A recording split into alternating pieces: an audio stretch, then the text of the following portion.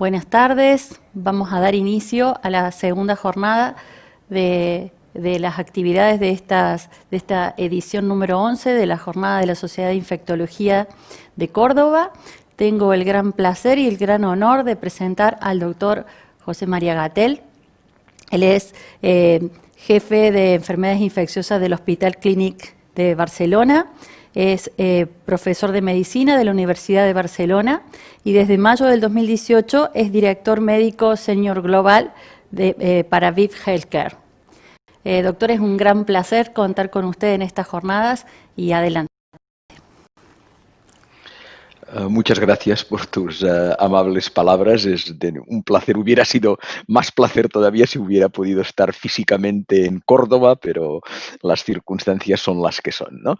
Muy bien, lo que voy a hacer durante más o menos los próximos 30 minutos es hablar un poco del estado del tratamiento antirretroviral en el año 2020 y sobre todo de la robustez o de la fiabilidad, si queréis, de aquellas pautas que contienen inhibidores de la integrasa, tanto como tratamiento triple. Primero empezaré con inhibidores de pautas con inhibidores de la integrasa con tratamiento triple y después hablaremos con tratamiento doble. A ver si consigo pasar la diapo. Como les han dicho antes, yo desde hace y este es mi conflicto de intereses, desde hace 2 años y medio trabajo en VIV Healthcare como Senior Global Medical Director y en mi vida previa, en los últimos 40 años antes de unirme a VIV, trabajé en el Hospital Clínico de Barcelona, en una gran unidad, viendo pacientes, haciendo investigación clínica y también investigación más básica, ¿no? Y entonces estos son los puntos que voy a tocar. Vamos a empezar por el primer punto, unas palabras de cómo está el tratamiento antirretroviral en el año 2020, ¿no? La primera cosa, estos son datos de mi antigua unidad. Tratamos a todos los pacientes. La línea verde y la línea azul están confluyendo. Esto quiere decir que prácticamente el 100% de los pacientes reciben tratamiento antirretroviral. Y la consecuencia de esto, estos son datos de la Corte Suiza, es que la esperanza de vida y la calidad de vida de nuestros pacientes, esta es la línea roja, ha mejorado mucho y se acerca mucho a la de la población general, que es la línea azul que ven ustedes aquí. A lo largo de los años, el tratamiento antirretroviral ha cambiado.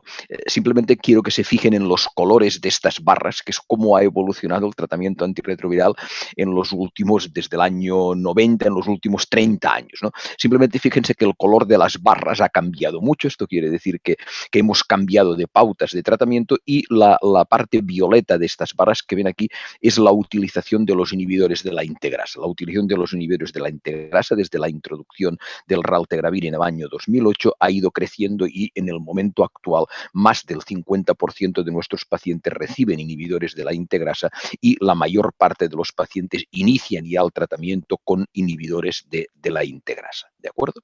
Entonces, el siguiente punto es por qué empezamos un tratamiento con inhibidores de la integrasa en general o con dolutegravir en particular. ¿De acuerdo?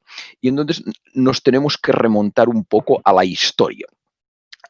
La historia del tratamiento antirretroviral de alta eficacia viene de finales de los años 90, cuando en esta publicación de Trip Gulick en el New England demostró que un tratamiento triple iba mejor que monoterapia con indinavir en este caso, o que un tratamiento doble con cidobudina más lamivudina.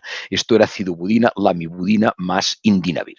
Y ¿qué es lo que ocurrió? Pues que a partir de este estudio el número 3 emergió como un número mágico, ¿no? Y para hacer tratamiento antirretroviral tenemos que combinar 3 fármacos y esto quedó escrito en la piedra, ¿no? Lo que dicen los ingleses, written in stone. Y aquellas cosas que se escriben en la piedra son muy difíciles después de cambiar a lo largo del tiempo. Y durante muchos años estuvimos así, con 2 análogos de nucleósidos más un tercer fármaco que era un no nucleósido o un inhibidor de la proteasa. Y las cosas cambian drásticamente cuando en el año 2008 se empiezan a introducir los inhibidores de la integrasa. Primero el raltegravir, después el elvitegravir, después el dolutegravir y el último el bictegravir. Y entonces el 2 más 1 se convierte en 2 más un inhibidor de la integrasa. Y recientemente, y después hablaremos de ello, será un 1 más 1, que será la mibudina más dolutegravir, pero de esto hablaremos más adelante. ¿Y por qué el tercer fármaco pasa a ser un inhibidor de la integrasa casi siempre? Pues porque todos los estudios clínicos en pacientes naïf con raltegravir, elvitegravir, dolutegravir, bictegravir, tienen una eficacia de más del 90%. Y es al año, a la tasa de respuesta es más del 90%. Y esto no tiene precedentes porque estábamos acostumbrados con los no nucleósidos o con los inhibidores de proteasa de tasas de respuesta del 70, 75% o como mucho el 80%, ¿de acuerdo?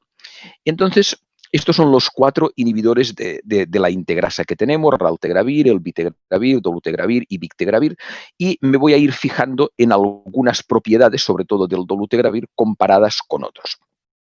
El dolutegravir es el único inhibidor de la integrasa que ha demostrado superioridad frente a los tratamientos clásicos, frente al efavirenz y frente al darunavir.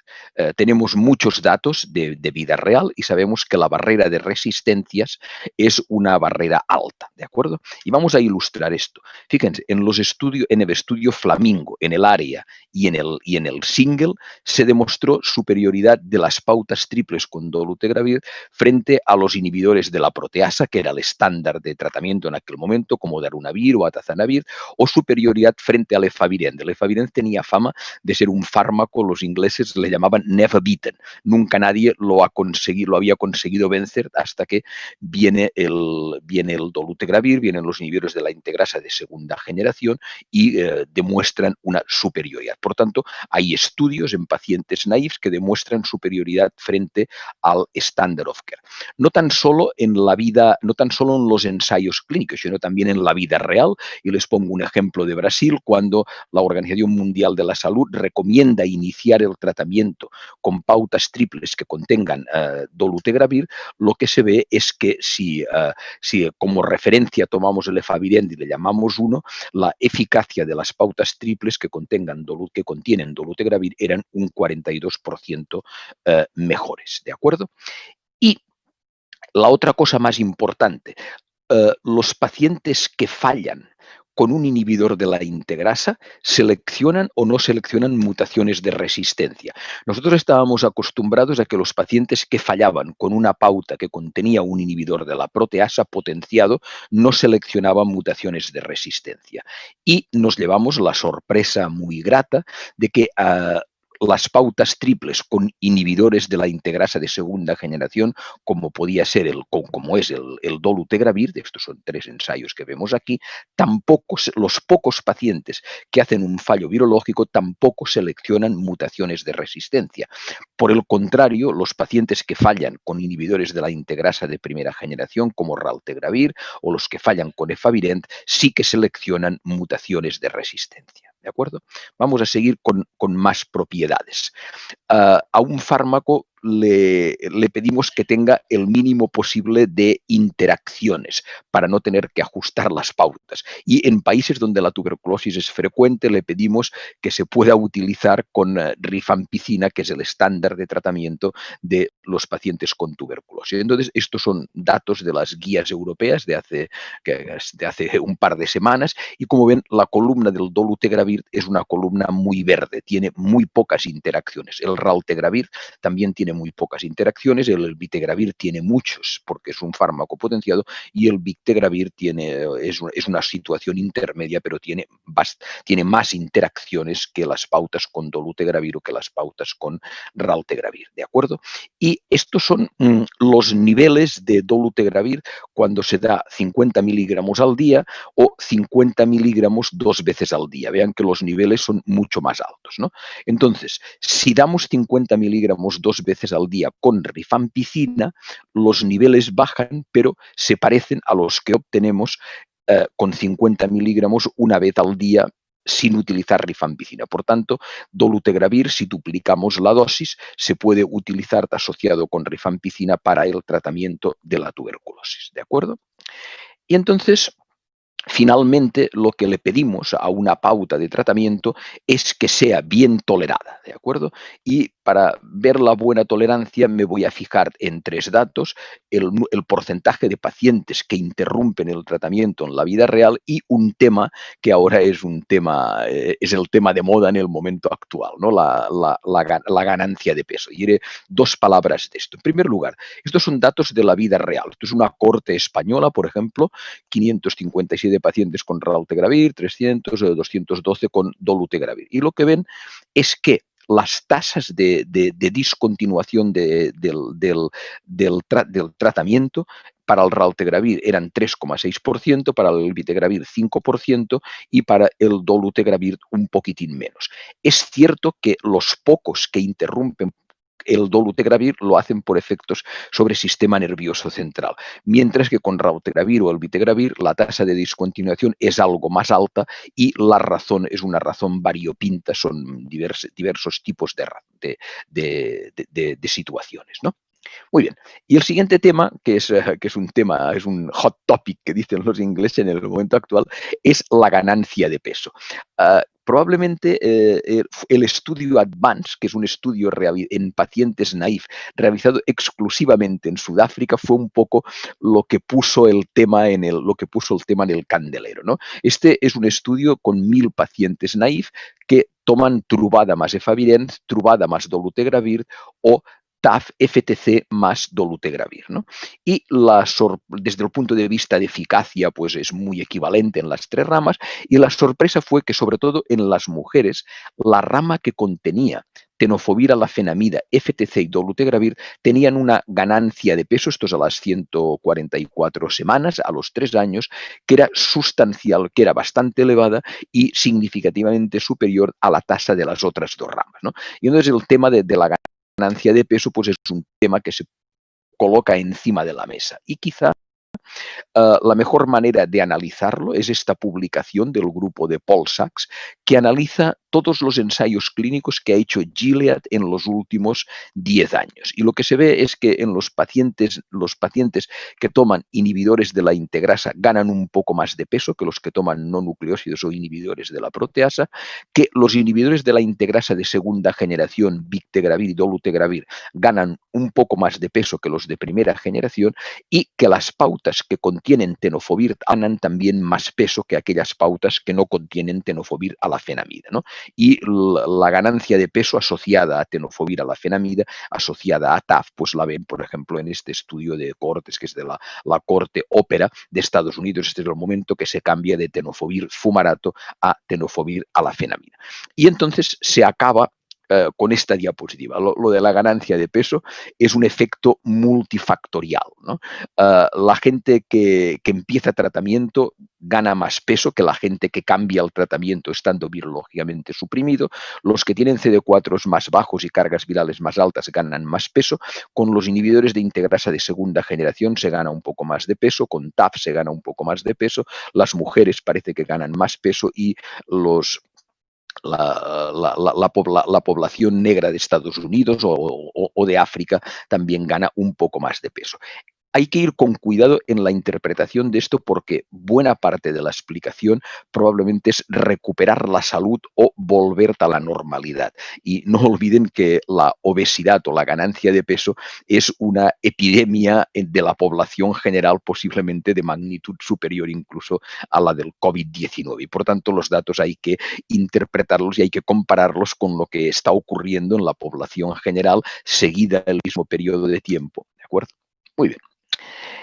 Y finalmente, con el dolutegravir hay un problema en el año 2018, hace aproximadamente 2 años, en la conferencia de Ámsterdam, se vio que las mujeres que tomaban dolutegravir en el periodo periconcepcional tenían una incidencia de defectos de tubo neural de 0,94%, que era superior a las pautas con efavirenz, a la población general o a las pautas con otros antirretrovirales. Entonces, el problema era, ¿esto es simplemente un hecho, es azar o es una señal real, ¿no?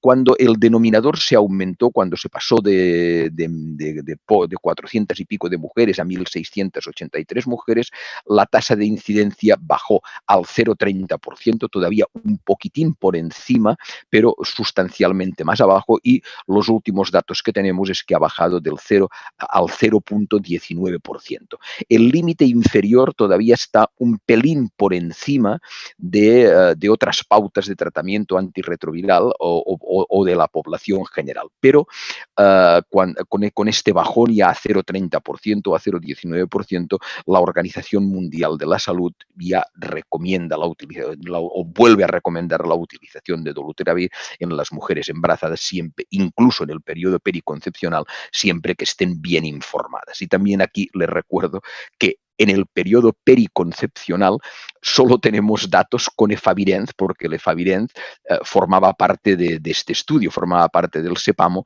pero prácticamente no tenemos datos con ningún otro tipo de tratamiento antirretroviral. ¿De acuerdo? Esto es en pacientes naïves, en pacientes que inician el tratamiento. Vamos a pasar en el punto 3 a pacientes que cambian, que recibían un tratamiento triple y cambian un fármaco, el tercer fármaco, cambian hacia dolutegravir. La primera pregunta es, ¿esto por qué lo hacemos? Pues lo hacemos porque la mayor parte de nuestros pacientes están indetectables, ¿de acuerdo?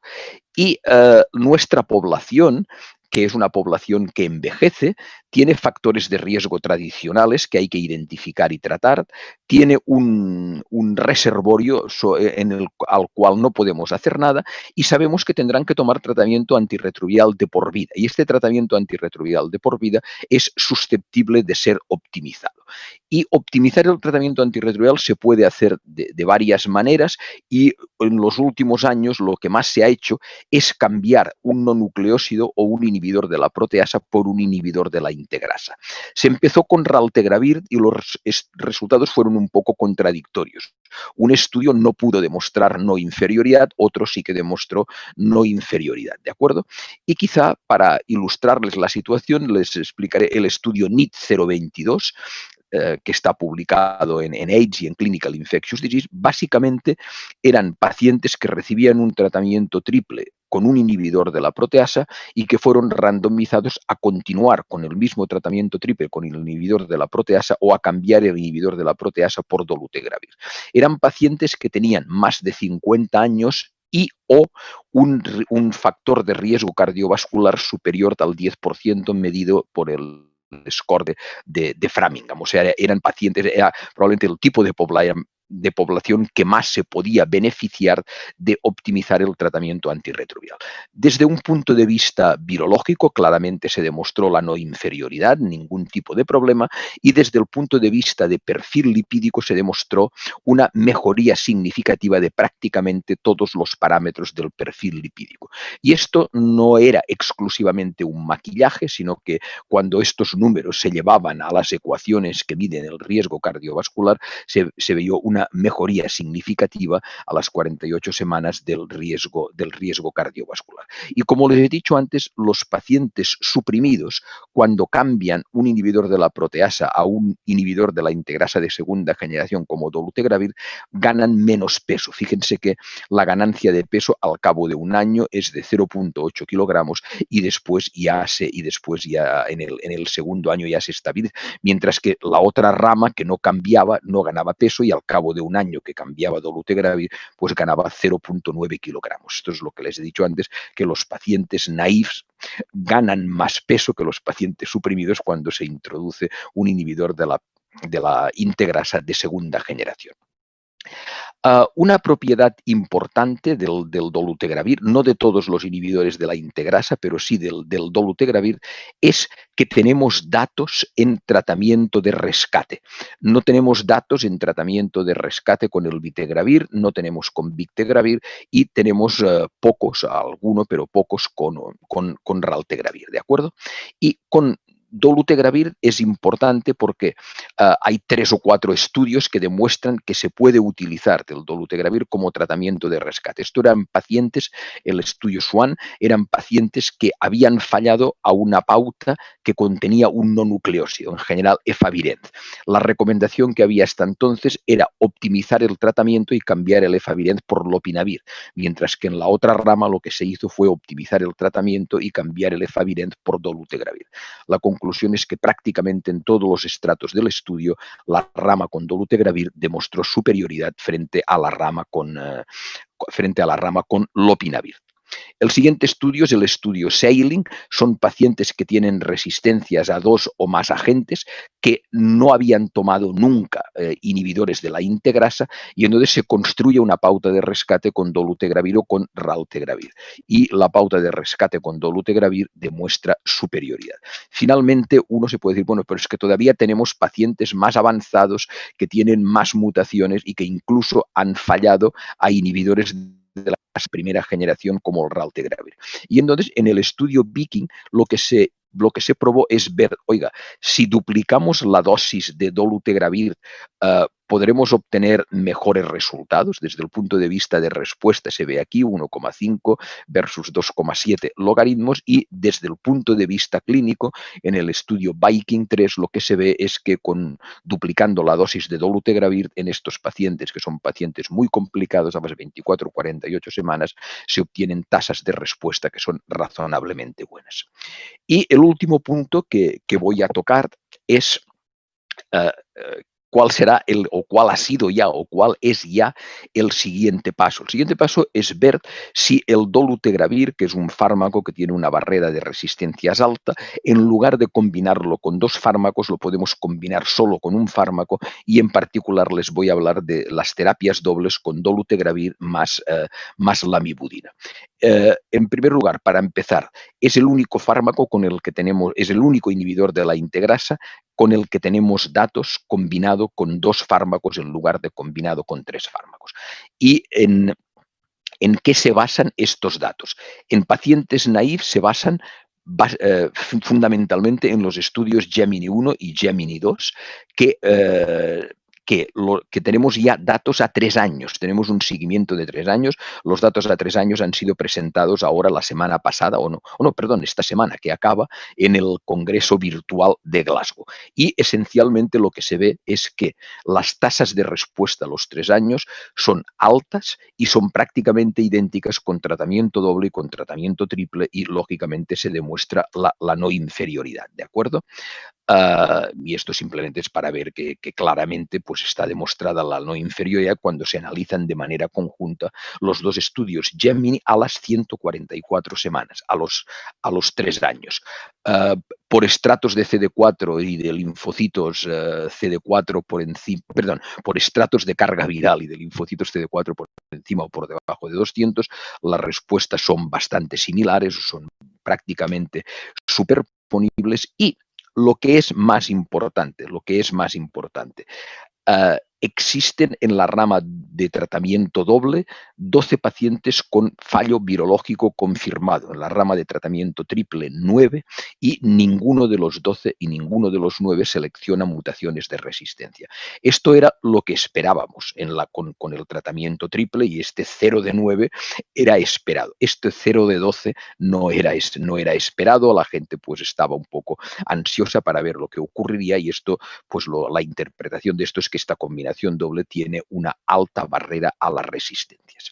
En este ensayo clínico hubo un paciente que no está entre estos 12, hubo uno solo, que era una mujer mala cumplidora, que no tenía un fallo virológico confirmado, pero que sí que hizo un fallo virológico y que se le determinó las resistencias, aunque el protocolo no lo exigía, y se detectó la mutación 184 y la mutación 263 que condiciona resistencia a los inhibidores de la integrasa.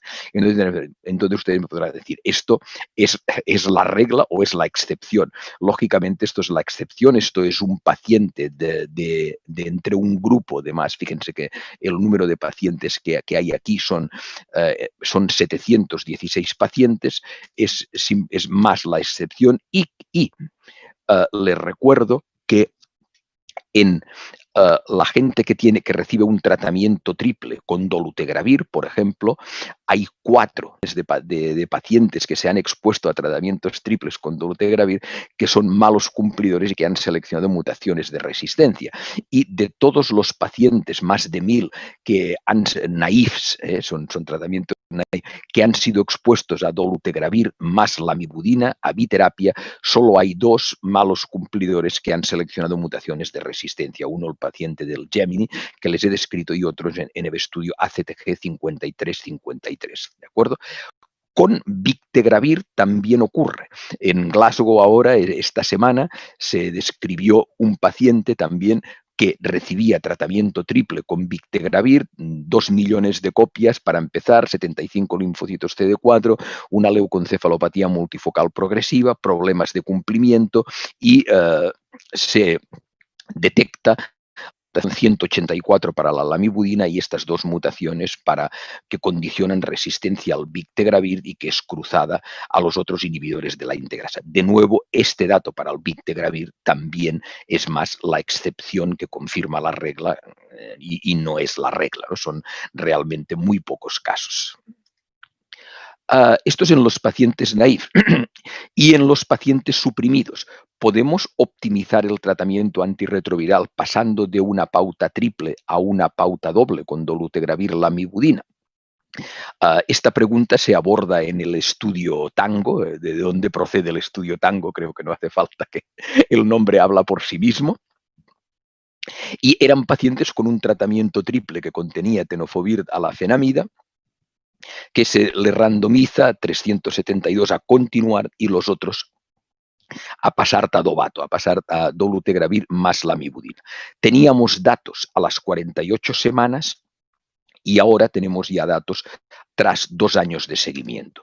Y esencialmente, a las 48 semanas claramente se demuestra no inferioridad, no hay ningún problema.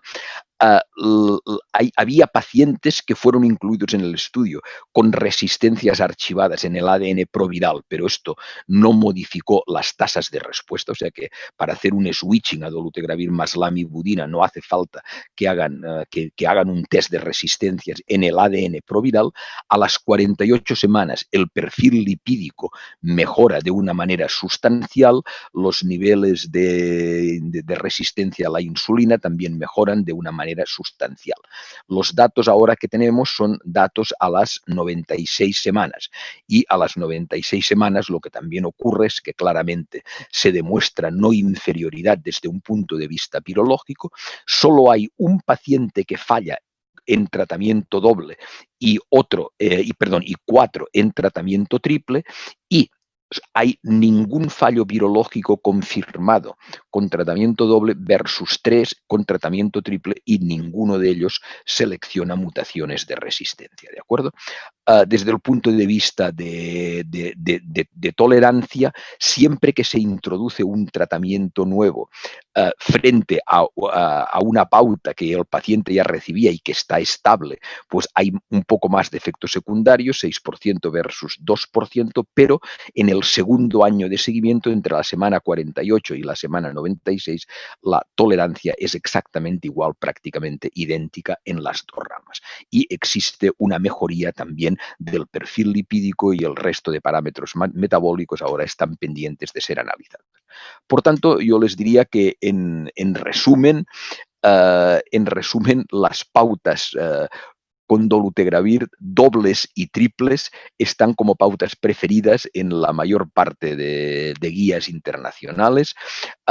Una pauta triple con dolutegravir, tenofovir y lamivudina es la pauta recomendada por la Organización Mundial de la Salud para iniciar el tratamiento antirretroviral, y la pauta doble está también como pauta recomendada en la mayor parte de guías terapéuticas de tratamiento antirretroviral. Ahora, por ejemplo, las guías europeas que se acaban de publicar ha corroborado o ha confirmado esta recomendación de iniciar el tratamiento con dolutegravir más lamivudina en pacientes. Hay una nota a pie de página, hay que ir con cuidado si el paciente tiene una hepatitis B, y hay una nota a pie de página diciendo que se vaya con cuidado si el paciente tiene más de 500.000 de copias de carga viral, y podemos discutir el porqué de esta nota, ¿no? Y yo finalmente pues quería acabar con esto. Esto es una lista de la mayor parte de guías de interna Estados Unidos, Europa, la Organización Mundial de la Salud. Esto es España, y fíjense que las pautas que contienen dolutegravir son 2 de 3 aquí, 3 de 5 aquí, 3 de 5 aquí, 1 de 1 aquí y 3 de 5 aquí. Por tanto, son pautas tanto en tratamiento triple como en tratamiento doble, recomendadas mayoritariamente en la mayor parte de guías internacionales y en alguna guía nacional. Y yo simplemente por patriotismo les he puesto la nuestra de España. Y con esto acabo. Muchas gracias por su atención y encantado de recibir comentarios o de contestar preguntas.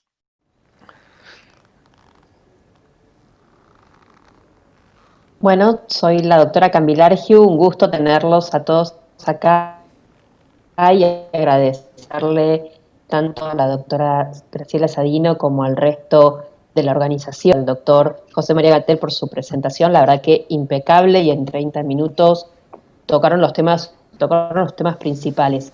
Una pregunta, una duda que a mí me surgió mientras escuchaba las nuevas guías de Europa, justamente de estas pocas semanas, es si hicieron alguna consideración o hay algún tipo de modificación en cuanto a qué sucede con dolutegravir con mujeres en edad fértil o que están planificando la concepción, dado que en julio se presentaron los nuevos datos del estudio CEPAMO, donde estadísticamente ya no es significativo este evento. Bueno, en el estudio CEPAMO, cuando todavía en el estudio CEPAMO, esto te lo he presentado, vamos a ver si consigo tirar atrás. En el estudio CEPAMO, la incidencia de defectos de tubo neural ha bajado muchísimo, ¿de acuerdo? Vamos a ver si conseguimos tirar atrás un poco más. Aquí. En el estudio CEPAMO, la incidencia de defectos de tubo neural, que empezó con 0,44, bajó a 0,30 y después ha bajado a 0,19. Pero como tú ves aquí, el límite inferior es 0,09, ¿de acuerdo? Y aquí es 0,05, o sea, todavía esto es la población general, o por ejemplo para el efavirenz es 0,07, todavía no se superponen los intervalos de confianza, y por tanto desde un punto de vista estadístico todavía se puede hablar de una incidencia un poco superior, ¿no? Aún y así, la Organización Mundial de la Salud ni siquiera esperó a llegar a 0,19. Cuando estábamos en 0,30 ya cambió la recomendación, ¿no? Y dijo que desde un punto de vista de coste-eficacia, las ventajas del dolutegravir superaban con mucho las ventajas del efavirenz, y tras informar a una mujer que planea quedarse embarazada, la recomendación era utilizar dolutegravir, ¿no? Las agencias reguladoras y las fichas técnicas todavía no han cambiado, reflejando este descenso de aquí, ¿no? Y las guías de la EACS no he tenido mucho, porque son de hace 3 días, no he tenido tiempo de leerlas con mucha calma, pero creo que no han cambiado mucho. Me imagino que lo que esperan es a que las agencias reguladoras, igual que la Organización Mundial de la Salud se pronunció, pero las agencias reguladoras de Europa o de Estados Unidos todavía no se han pronunciado, y creo que todavía sigue manteniendo una nota de precaución para mujeres que planean quedarse embarazadas, o para mujeres que están en el periodo periconcepcional. Perfecto. Y la segunda pregunta que le quería hacer está en relación a lo que pasa en países como Argentina o en Latinoamérica. Sabemos que en Europa y en Estados Unidos se utiliza para el paciente naive de rutina un test de genotipificación. En Argentina, en algunas poblaciones se puede utilizar, en otras no, y en algunas se utiliza, pero el resultado se obtiene más o menos a las 4 u 8 semanas. Entonces, no, es como no tenerlo porque uno inicia el tratamiento. Pero esto no es diferente de lo que ocurre en Europa, ¿eh? O sea, en España o en muchos otros países de Europa, el test de resistencias tarda 4 semanas en llegar y la gente empieza el tratamiento sin esperarte el test de resistencias. Lo pide, pero empieza el tratamiento sin esperar el test de resistencias, ¿no? Entonces, tu pregunta puede ser: ¿cómo está la situación basal de resistencias transmitidas o resistencias primarias? Es muy baja.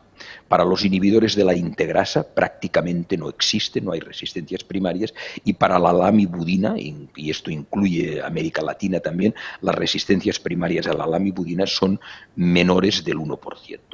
Entonces, la siguiente pregunta que te puede hacer: ¿puedo empezar con dolutegravir más lamivudina sin tener el resultado del test de resistencias? La respuesta es sí. ¿Y por qué te digo que sí? Pues te digo que sí por 4 razones, ¿no? La primera es porque epidemiológicamente la probabilidad de haber una resistencia a cualquiera de estos dos fármacos es muy baja. La segunda, porque las agencias reguladoras, cuando aprobaron Dovato, no pusieron ninguna nota a pie de página de que había que tener los resultados de un test de resistencias para empezar el tratamiento. Y esto es válido para la FDA y es válido para la EMA, para la Agencia Europea. Y en tercer o cuarto lugar, hay un estudio que no he comentado, porque cuando preparé esta charla todavía no tenía los datos, que se ha presentado ahora en Glasgow, que es un estudio que se llama Estudio STAT. El Estudio STAT es un estudio de 133 pacientes naïfs hecho en Estados Unidos que empezaron el tratamiento, esto es lo que exigía el protocolo, sin tener ningún tipo de análisis. No tan solo ni el test de resistencias, ni la hepatitis B, ni el hemograma, ni la creatinina, ni nada, ¿no? Entonces, en este estudio, pues hubo 5 pacientes que después se confirmó que tenían una hepatitis B, se cambió el tratamiento y no pasó nada. El virus de la hepatitis B no seleccionó ninguna resistencia, ¿no? Y había un paciente que tenía la mutación 184V que cuando llegó el test de resistencias a las 4 semanas, esto se vio, el paciente estaba indetectable. Como el protocolo decía que había que añadir, si había un test de resistencia, se añadió, pero tampoco pasa nada. O sea que si ustedes quieren empezar en un paciente naïf la combinación dolutegravir-lamivudina, no hace falta tener un test de resistencia y las agencias reguladoras no lo exigen tampoco. Perfecto. Graciela, no sé si hay alguna pregunta de la audiencia o... Hay una pregunta doble de la audiencia y si el tiempo me lo permite, después yo hago otra pregunta. Por mí sí, yo no tengo ninguna prisa. Bien. Bueno, del público. Del público preguntan: ¿recomienda en casos de coinfección, tuberculosis, VIH en tratamiento con rifampicina utilizar dolutegravir cada 12 horas? Sí, la respuesta es sí.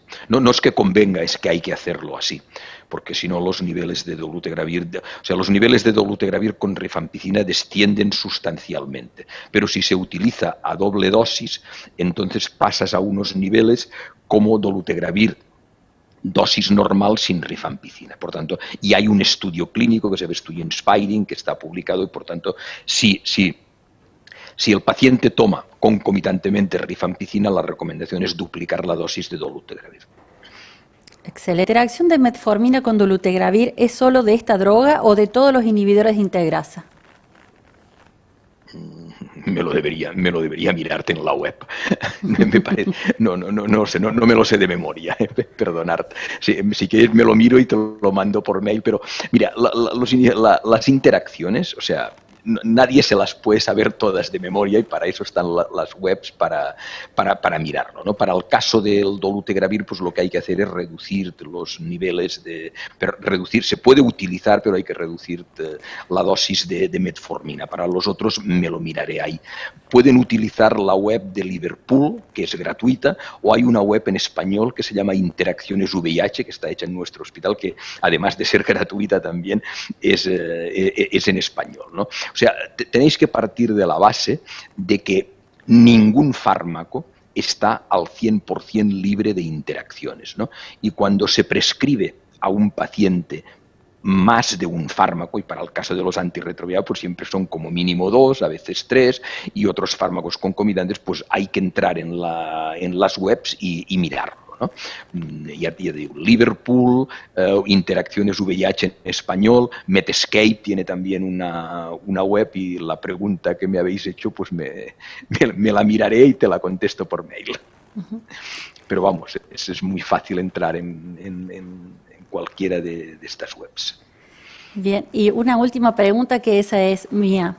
Si yo tengo un paciente en tratamiento con emtricitabina, tenofovir y dolutegravir con un fallo de bajo grado persistente, nosotros aquí en Argentina no nos hacen test de resistencia si no tenemos una carga viral superior a 1000 y, digamos, insistiendo bastante, podemos llegar a 500, pero no menos de eso.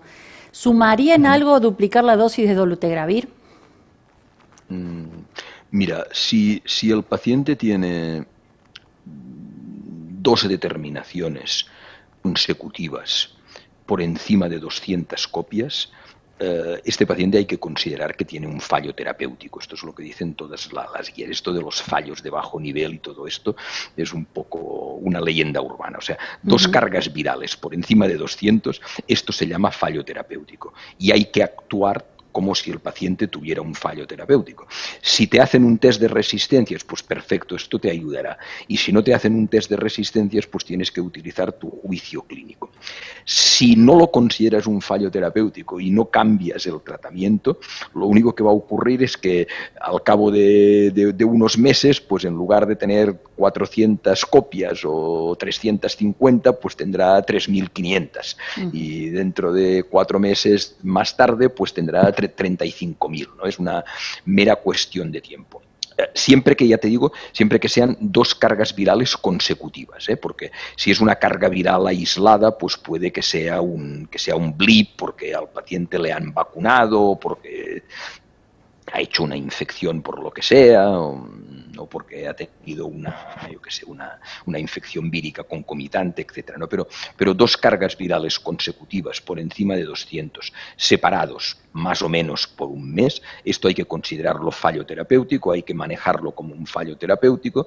Un test de resistencia, si lo tienes disponible, puede ayudar, y si no tienes disponible un test de resistencia, pues hay que utilizar tu sabiduría clínica, ¿no? Para optimizar el tratamiento antirretroviral y tratar de encontrar una nueva pauta que como mínimo tenga 2 y mejor 3 fármacos activos. Y si lo que tomaba previamente el paciente o este paciente con fallo terapéutico había estado previamente expuesto a inhibidores de la integrasa, entonces si la pauta de rescate contiene dolutegravir, tiene que ser a doble dosis, ¿no? Porque esto te va a ayudar. Excelente, doctor. Bueno, muchísimas gracias y bueno, por razones de tiempo vamos a tener que dar por finalizada la reunión. Una vez más, agradecerle el placer de haberlo tenido con nosotros, su disertación, y esperamos verlo cuando volvamos a estar presenciales. Con gusto recibirlos en Córdoba. Venir a Córdoba en particular y a Argentina en general me encanta, o sea que lo antes que podamos. Muchas gracias por estar aquí todos. Gracias.